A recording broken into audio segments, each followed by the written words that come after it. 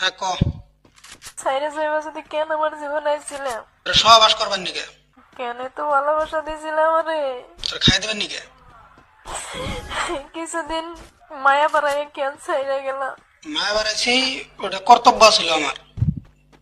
খাওয়া দাওয়া শেষ আমি ছাইরে দিছি, কোনো সমস্যা? কান্দাকাটি শুধাস না। আমার তুমি ব্যস্ততা দেখাইয়া বুঝতে তুমি অন্য কলে ব্যস্ত। মাগি ওই ওই ওই মাগি শালি, হ্যাঁ তুই আমার ব্যস্ততা দেশ নাই? হ্যাঁ অন্য অন্য নাঙ্গের হাতে তুমি মেসেঞ্জারে মেসেজ তো দেওয়ার, আমি মেসেজ দিলে বা ফোন করলে তুমি করলে আব্বা আছে ভাই আছে। জানগো মনে কষ্ট দিতেছ না?